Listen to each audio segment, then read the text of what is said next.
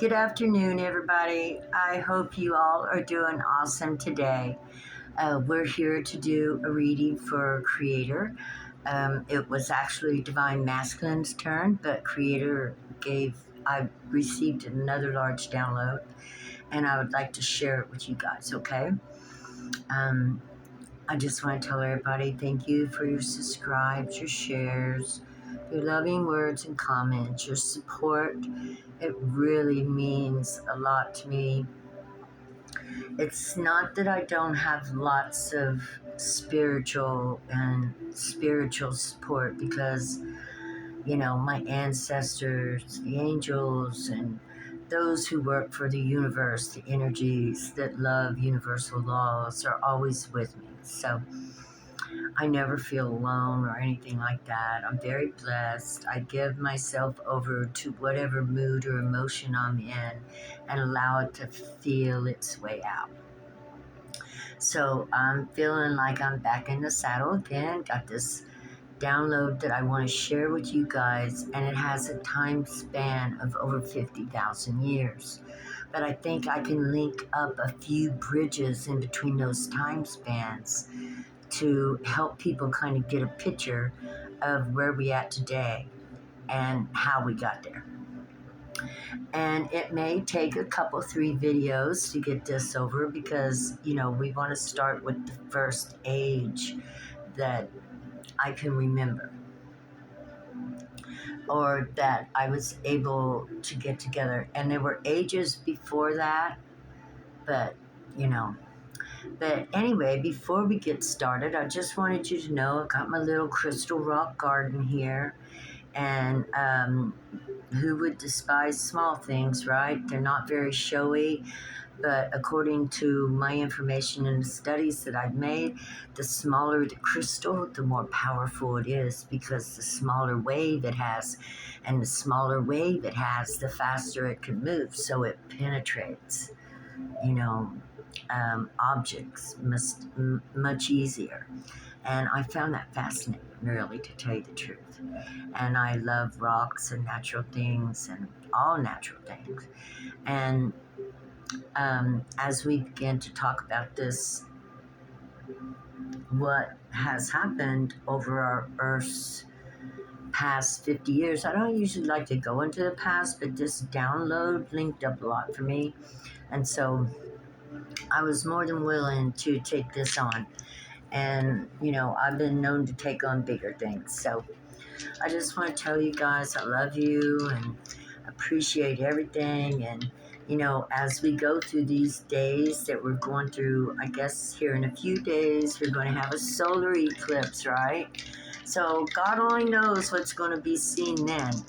But the full moon, and that moon surely did reveal a lot of feelings. We've all kind of like maybe been going through a little bit of our past and nostalgia and stuff. And by golly, God took me all the way back in time. And it was quite the journey, And we're going to talk about it, if you don't mind. We're going to talk about it. Creator wants to talk about it. So the first thing we're going to talk about is the card that's still up, which is the Eternal Child, right?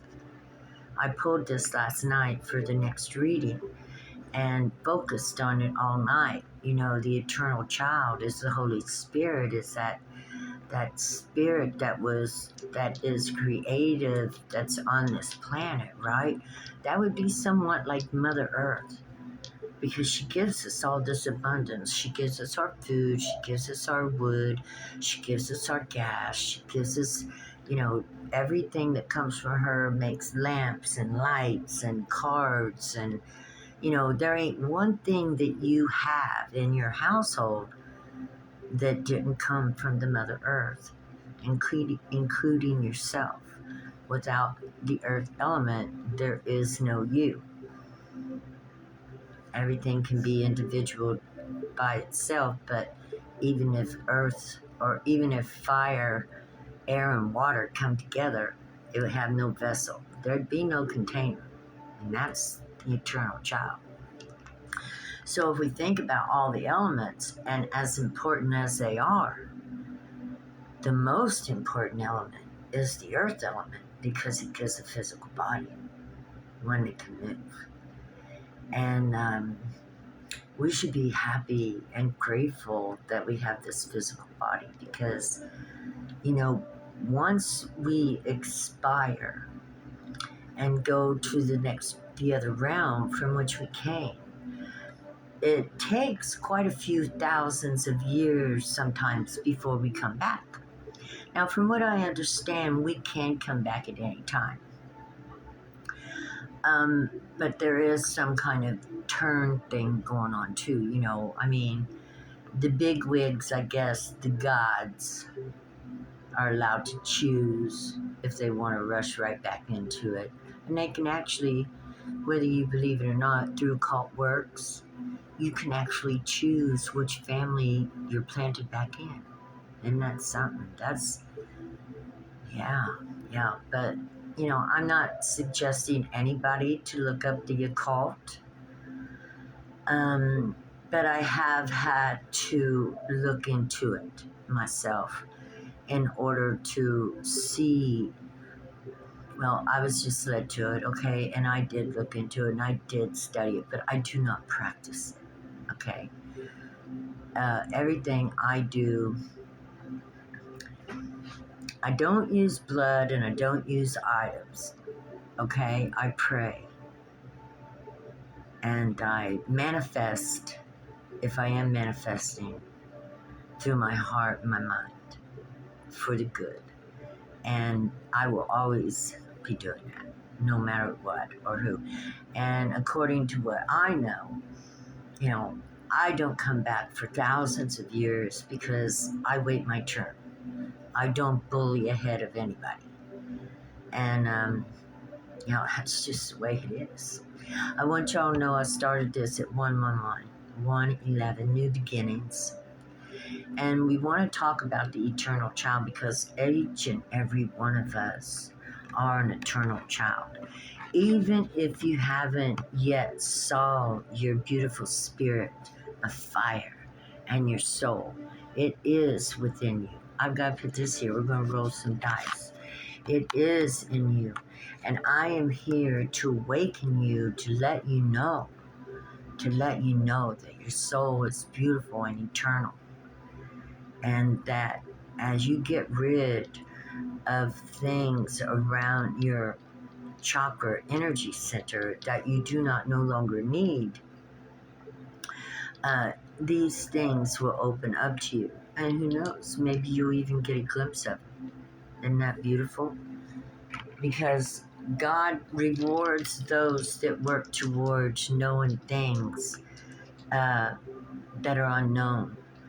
But God himself, herself, has learned to be very cautious of who they allow those people to get near, right?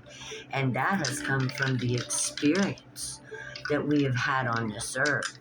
And I have got a little bit of a history chart here. After we read this, we're going to talk about the last 50,000 years and connect some of those bridges that are so hard to figure out.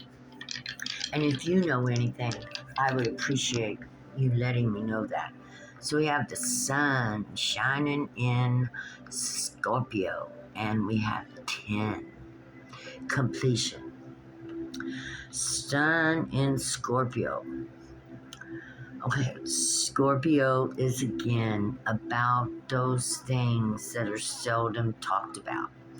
Scorpio is the deep depths of our psyche that we want to keep hidden, the things we don't want nobody to know. And this could include the power of the gods as well. This could include, as I say, occult works. You can actually fix it to where you can cast spells, okay? They are capable of doing it if you know these things. In order to bring yourself back to the place or to the family where you lived before. And I believe this is something that the rich do. I believe that they know occult works. That's how they've stayed so on top of it, that they're capable of reading the signs of the planets and, the moon, and that they, literally follow it. They don't let the public know, but I believe they do. We know that George Bush was in one called the Skulls and Bones. It got exposed.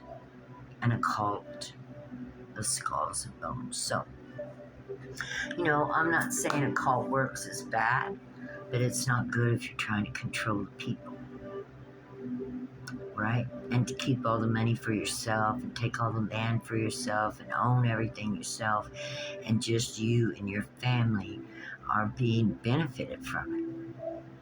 But we want to know when all this started, right? How did this come about? How did it come about that we became slaves and owe our life to, or they want us to think that we owe our life to them, right? When in all actuality, our life is our own, and Mother Earth is our hostess. And she wants us to know that we have value equal to that of what they do, and maybe more. But we're going to talk about how they got where they are, okay? Let's talk about it. Okay, we're going into the deeps. We've got Scorpio here. We're going back to 50,000 years ago, okay? Now let's pull some symbols on this. And let me put my heart out here. Yeah, let's pull some symbols. We're going back 50,000 years ago when cavemen were still living in the caves. Now, in between the cavemen and the caves, they'd been there for like 3 million years, right? So, I don't know if there were aliens on this planet at that time or not. They say there's a possibility, but I'm not sure. The only thing I'm sure about is about approximately 50,000 years ago, we moved out of the caves. Something happened. Some kind of alien existence landed on this planet. And within 20,000 years, okay, let's go to 30,000 years, between 50 and 30,000 years, we learned how to cultivate, write, actually had justice and all this stuff established in these little settlements. So our families were growing, our children were growing, we were able to multiply more, and it was a very, very nice existence. Now this come about because these aliens came in, right? Now some of those aliens were called the Lemurians, and with that in mind, I have this little angel. So I don't know why I've been rolling that angel in my finger as I talked. And the Lemurians were the blue people. And from what I understand, they lived simply.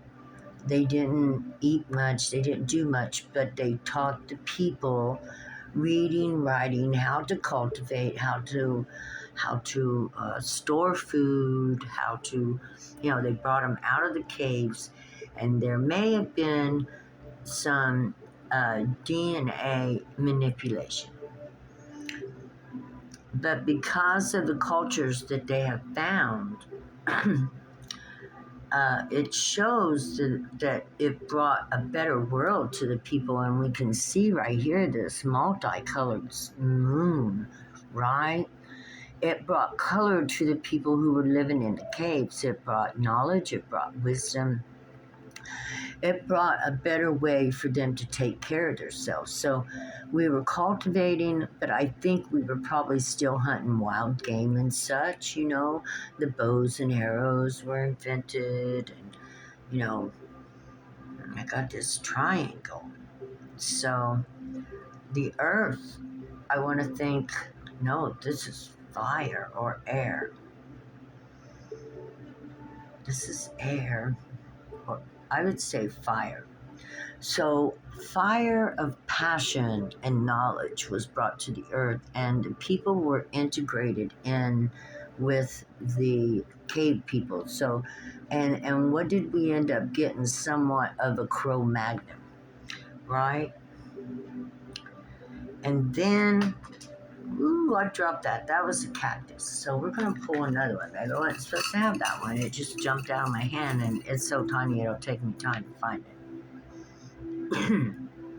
Okay. So the Lemurians were the blue world. They created the blueprint for mankind and how to live. I'm sure that America was a part of the Lemurian Islands because of America's name. And it seems like names are like a tag that gets put on that lasts throughout lifetimes. Now, I just want to say, you could actually look back in life at people with your same name, and you will actually, it'll kind of relate that they have went through some of the same things as you have. So, how do you explain that? Well, it seems like the soul can fracture, and when it fractures off, that's the spirit that comes down here and is born. Okay, so where were we? 50,000 years ago, 30,000 years ago. So now we've got civilizations. We've got a place where our children are safe and protected.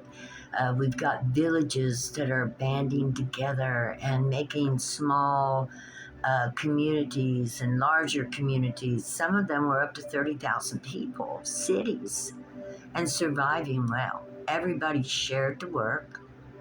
Everybody had certain things that they did. And it was only like a 4-hour workday, maybe more because it was back in the days. But they were shown how to make wagons and wheelbarrows, and they brought cultivation in, and not only that, they showed them how in an earthly way to create tools that would help them do the work. Now, right around that time, there is the legends of another race of aliens landed here, and I had their name.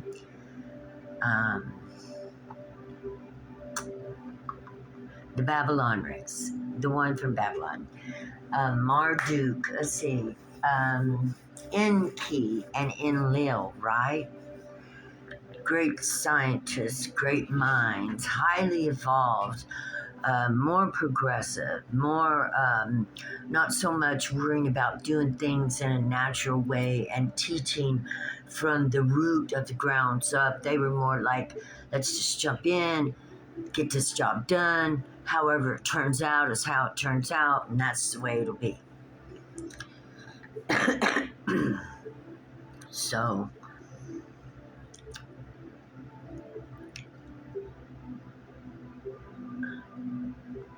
we're getting kind of, now, this is approximately 25,000 years ago, okay? And their DNA playing wasn't the same as the Lemurians.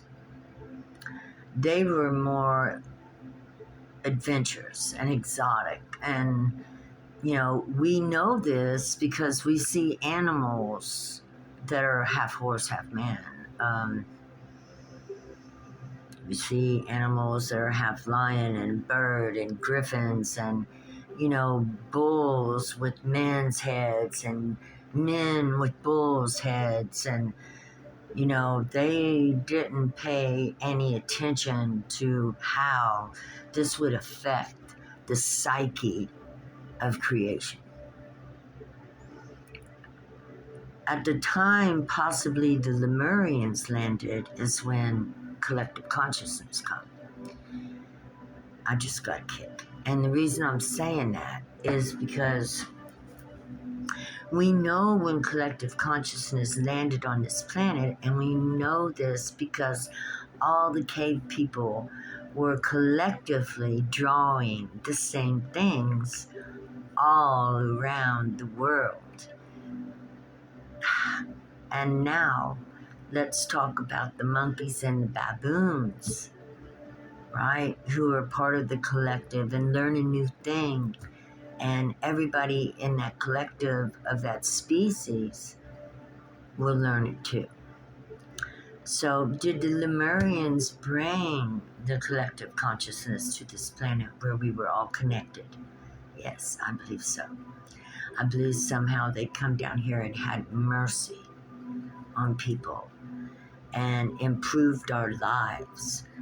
I don't know how much they changed our DNA. I don't know about that, but I know the settlements were beautiful and thriving and simple.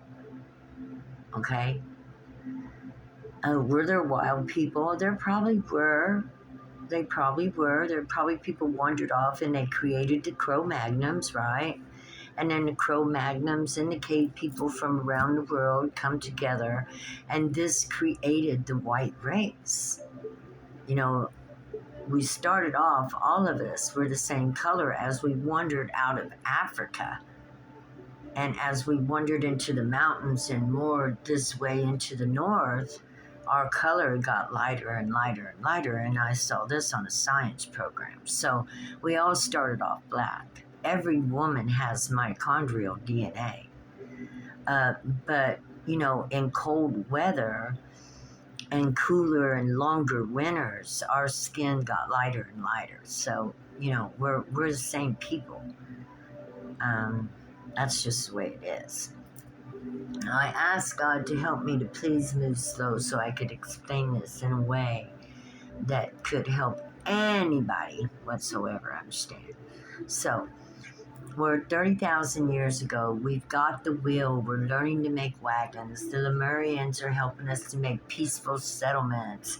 We're trading with people around the way, and that's proven because China's got, the China Road has been there a long, long, long, long time. And we probably did start out somewhat a lot of the culture through the East and move its way outward from there, right? But I think America was kept as an experiment because we had a lot of indigenous people here, right?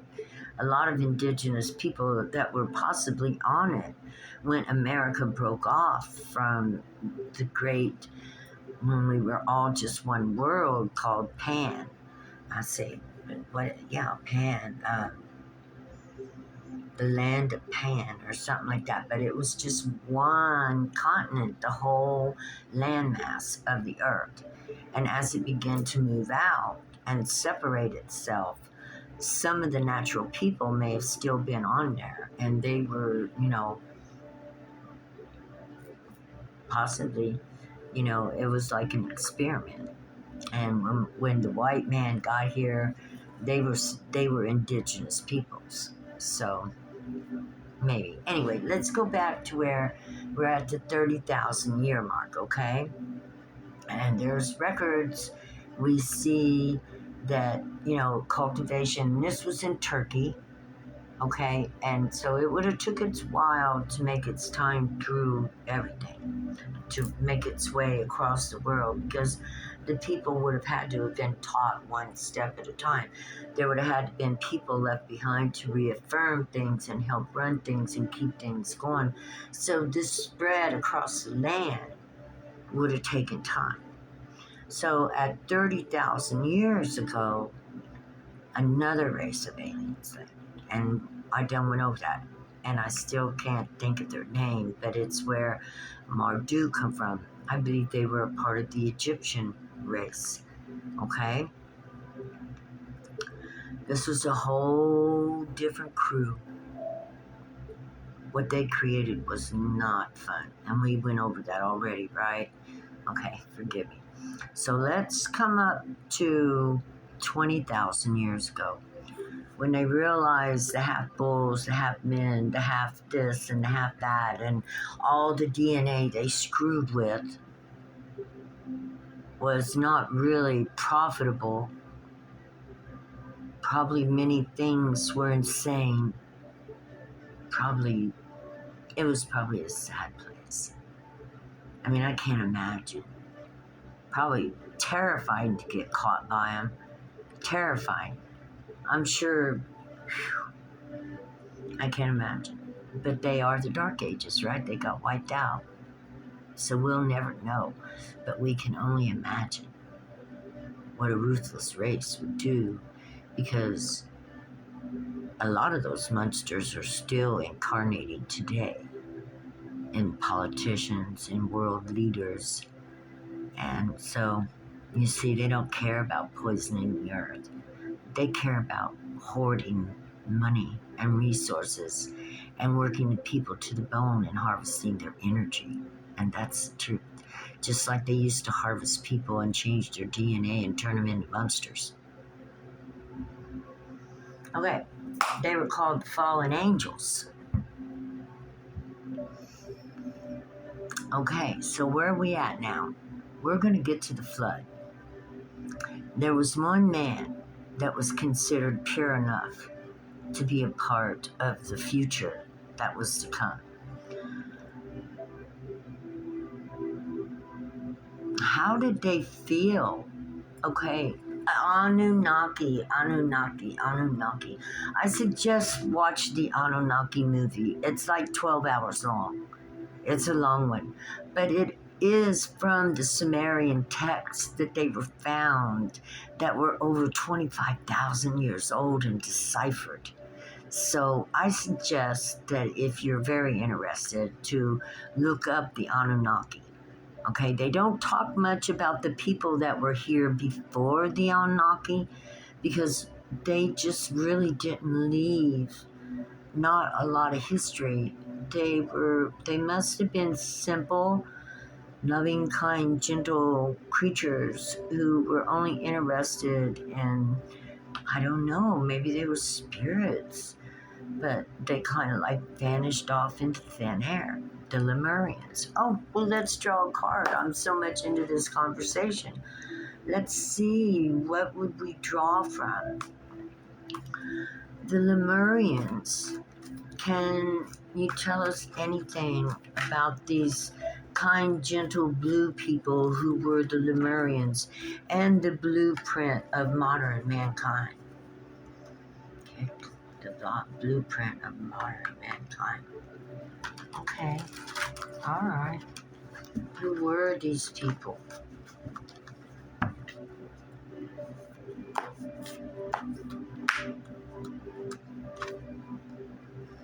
They taught us to farmers. They were farmers. Look at that. Farmers. Cultivators. Simple.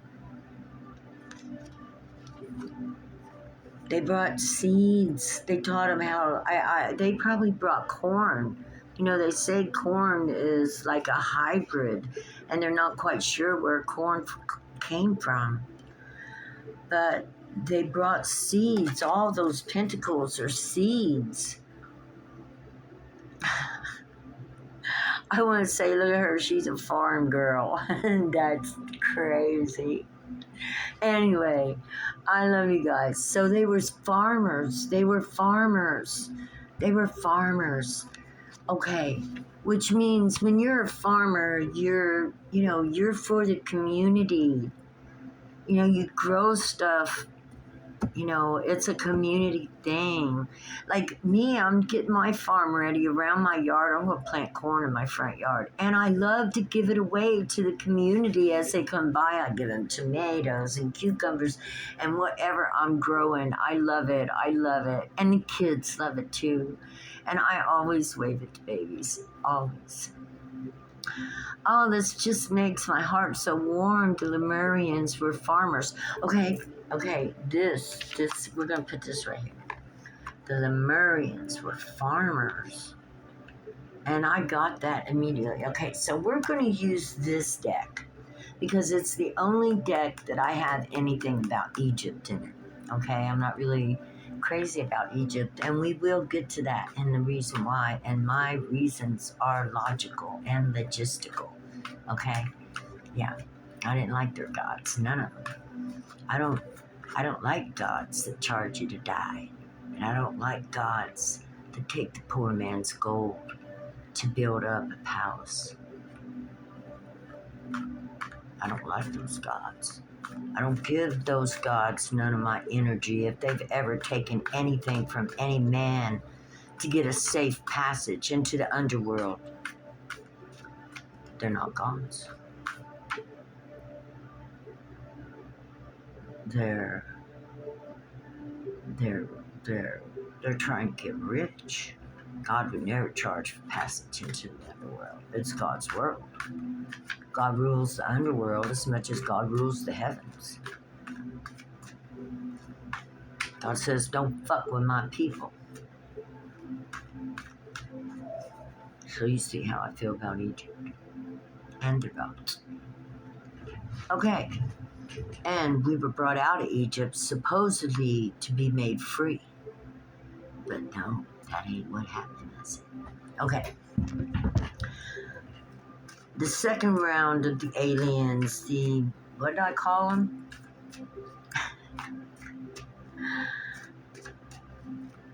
Those people that charge, these people that landed on this planet and begin to charge the people and make them fearful of God and let them think that they were the most important thing on this planet, to give up and sacrifice to them continuously, and not just sacrifice to them continuously, but to slave away for them and build the world they were in. And then took them out of Egypt across the desert to train them to do what was said by Moses in order that they would go out and create a world that would enslave its people. That's what I think. Okay, can you tell us about these aliens that landed here, that brought the flood? They were magicians.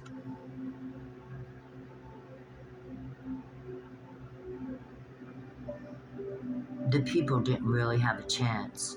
The Lemurians didn't know the things that even these people knew. They had war machines. They had even atomic bombs. They had the ability to create wormholes. So they had the power of galaxies, because in order to create a wormhole big enough to bring them in through that I saw the wormhole, you would have to have a galaxy, according to my research, in order to have enough energy to make a wormhole that big and that far. So then I began to search through the galaxy for wormholes. Come to find out, in Sagittarius, is one of the biggest wormholes ever. So, and it's really funny that we had, accordingly, centaurs on this planet as well. And, I don't know how that fits together right now, but let's see. What was their plan for this planet? What was their plans on this planet? Oh, shit.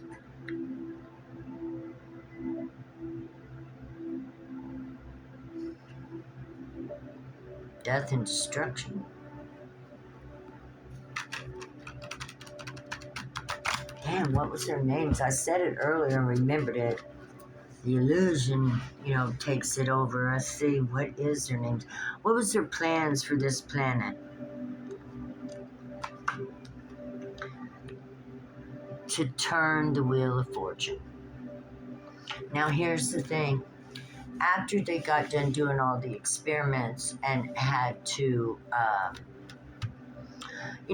just whether they decided it couldn't be anymore, the one called Enlil decided that the planet had to be destroyed. They found one man, Noah, and he was found pure enough to take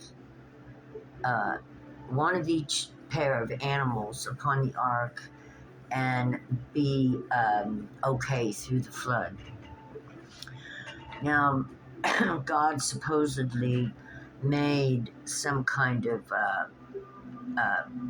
spell over the animals that they would not potty or eat through this whole episode.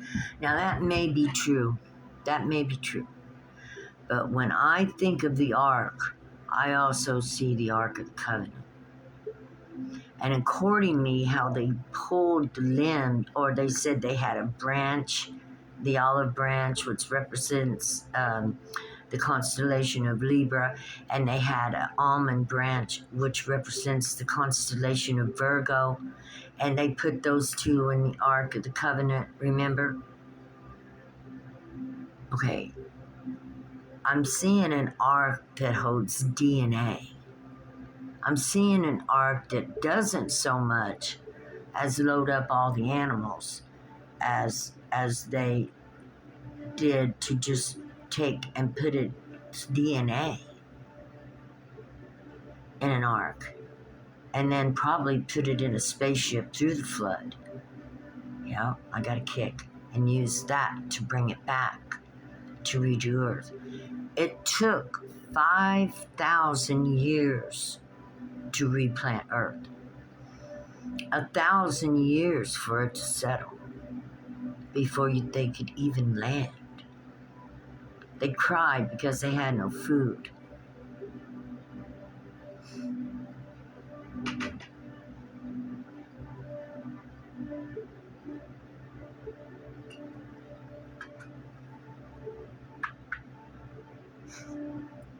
The devil and the Queen of Swords. So they did keep whatever kind of DNA, there was from all around the world, I'm sure, even of people, husband and wives. I'm sure of it. I don't know. Even they had a great creator that they knew that they were afraid of and had to follow, whether they Anunnaki. And they were before the Sumerians. So we're talking about those that, like right there around in Egypt. We got right around the Garden of Eden, right around where they began mankind again, yeah,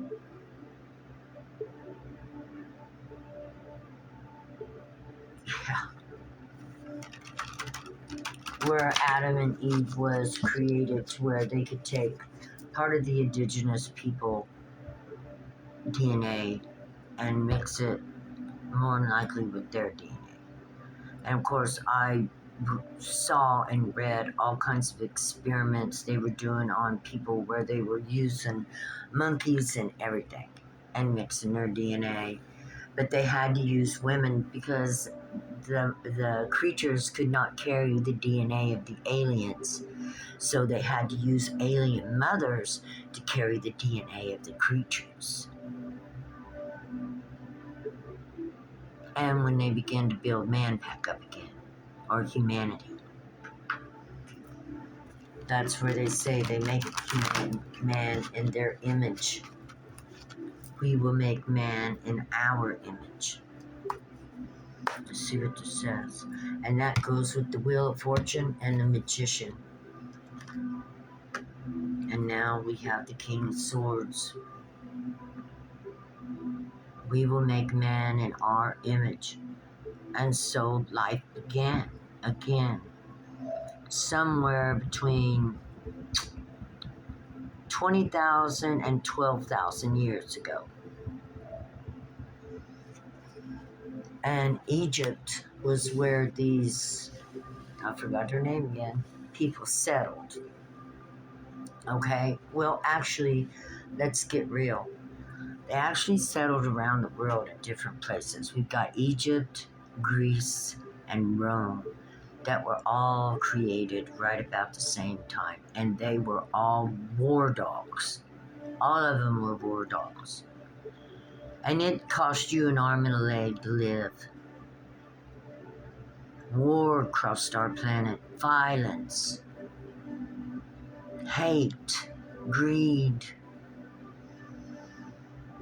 You had to pay for everything and anything, or else be a wild man out on your own. Taxes, taxes, taxes. While the rich sit around and drink wine and had orgies off the people's money, doing horrible things, you know, and they still do. They still do. And that's why it's so important to know the history, to know who you are, to know the power that's in you. Because we're every bit as alien and godlike as they ever were. Because God is in you and God is in me. All you gotta do is light that fire. Light it up. The Kundalini, it's in you. And it will make you very powerful, very much assured of yourself, confident in who you are, and capable of moving forward in whatever direction you dream. And as long as you do the right thing for the right reasons, you'll be blessed. And you'll know. But anyway, the truth of the matter is, where was I? They began a pursuit to take over the world. They created some of the most vicious leaders and hate-filled groups around the globe. You couldn't even be a human anymore and live your life and love your family without fear of the crusaders coming in and wiping them out. Now, I haven't made it all the way to where I wanted to, but we're right at about 10 to 7,000 years ago. So that's according to the biblical stance when Moses took the people out of Egypt so they wouldn't have to be slaves to the gods of Egypt, right? Took them to Mount Sinai, and there was some kind of sacrifice that went on there. But he put the veil over it. It was hard to see. It really was. And out of that sacrifice, they got 2 DNA. They got the DNA of the people of the olive tree, and they got the DNA of the people of the almond tree. Look it up. And they put it in the Ark of the Covenant.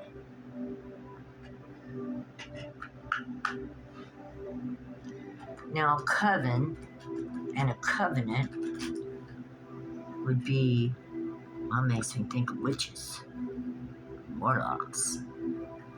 Covenant, a promise.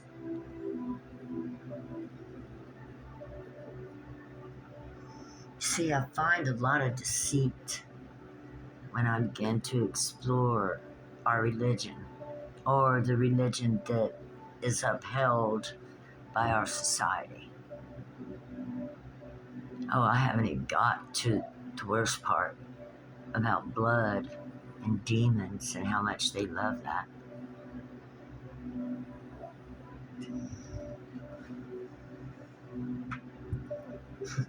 The hanged man and the world. Funny how the hanged man come up at the same time, isn't it? The hanged man. There were 12 of them, right? 12 crosses, 12 men were crucified on crosses. And then after that, the crucifixion just went all around the world. They poured blood everywhere. That was the Dark Ages between, what? That's when Rome and Greece and everybody were all flirting with each other to take over the world, to commandeer,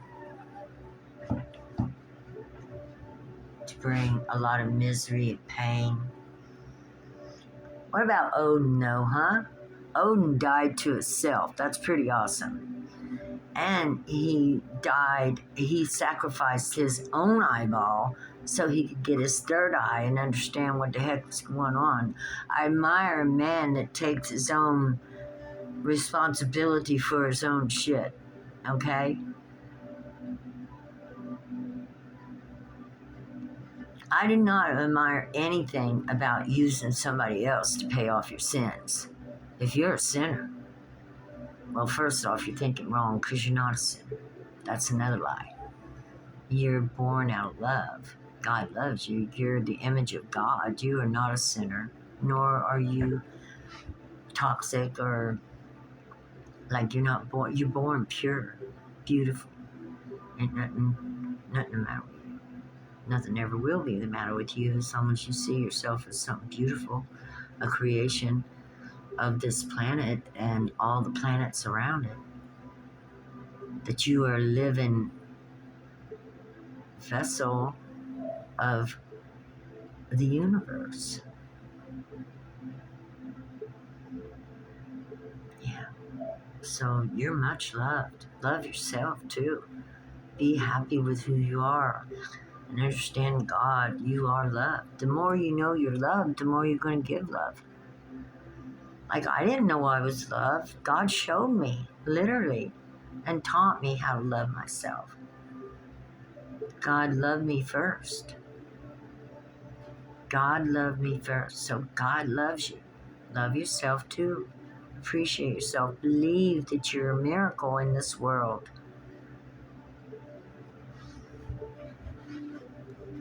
We don't waller in blood. We don't need a dead man to show us the way to heaven. We gotta live while we're on this planet. Why? We have 120 years at the most alive.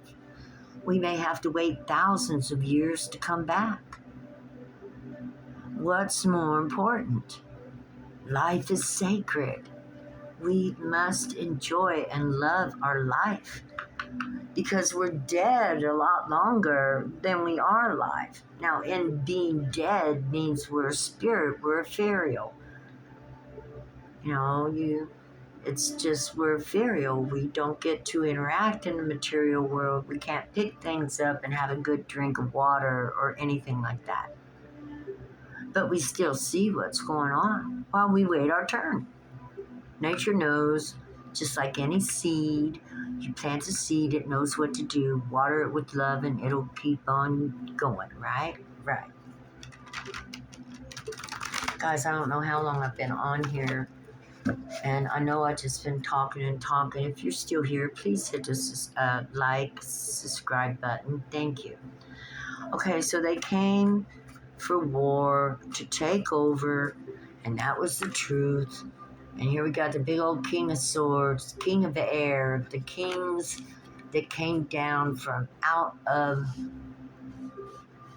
well, I hear from the planet they called Nibiru, which they destroyed their own planet.